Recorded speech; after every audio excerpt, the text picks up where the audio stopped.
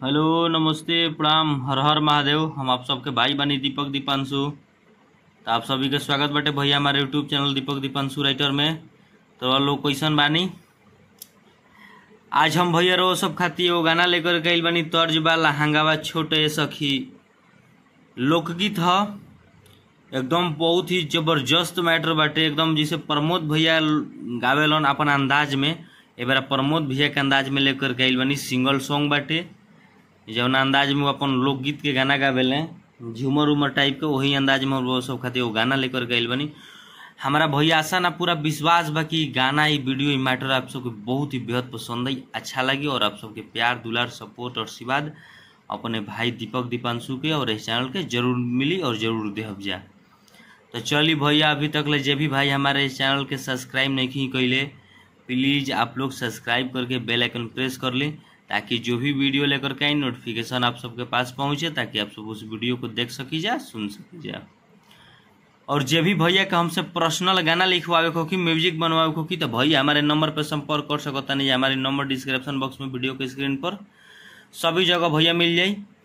तो चलिए वो सबके बता दें कि एकदम प्रमोद प्रेमी अंदाज में, प्रमोद भैया के अंदाज में वो सब खातिर लोकगीत लेकर के आइल बनी, झूमर टाइप के बा, तर्ज बा लहंगावा छोटे सखी, नया कंपोजिशन बाटे, न्यू ट्रैक बा।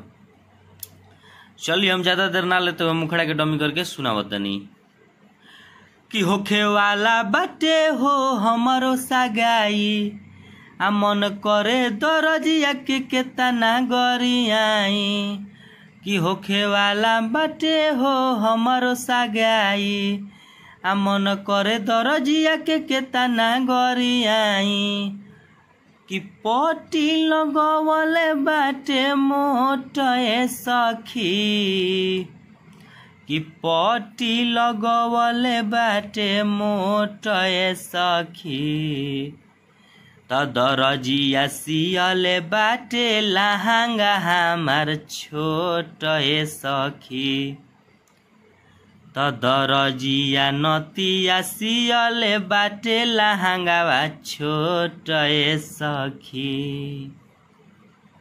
तो चलिए हमनी के मुखड़ा रहा, आइए हमनी के फर्स्ट अंतरा हो।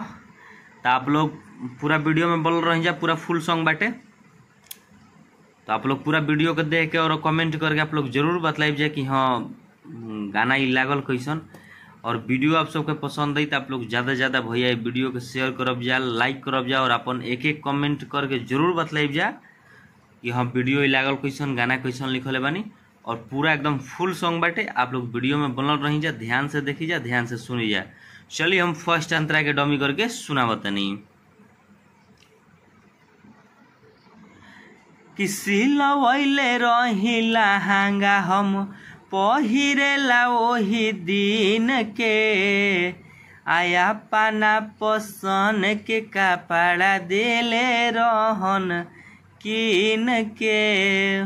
दोबार बा, सिलवैले रही लहंगा हम पहिरेला ओही दिन के, आया पाना पसन के कपड़ा देले रहन किन के, कि दिलवा पर लागी उनका चोट सखी,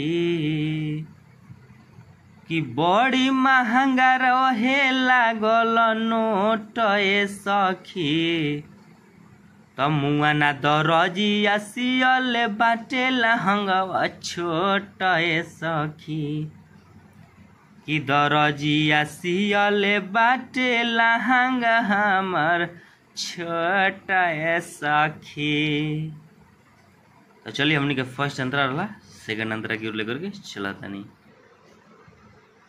तो हमने के सेकंड अंतरा बा भैया, और जे भी भाई के ई गाना पसंद आई गावे को की, तो प्लीज आप लोग अपन दोस्त मित्र साथी केहू के नाम रख गा सकत नहीं, बस ये एगो दीपक जो नाम बटे आप लोग रहे देहब जा।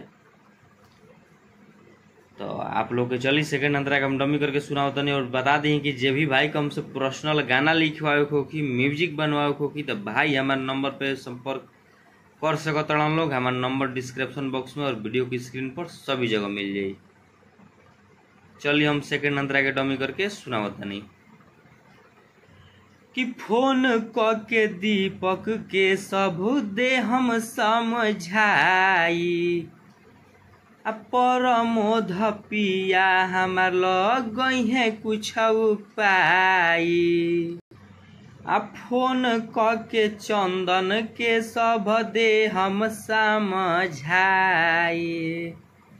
आ टून टून पिया हमार लगई है कुछ उपाय कि नया मॉडल रहे हट सखी कि नया मॉडल रहे हट सखी कि नतिया दरजिया सियले बाटे लहंगावा छोट सखी कि दरजिया सियले बाटे लहंगा हमार छोट सखी।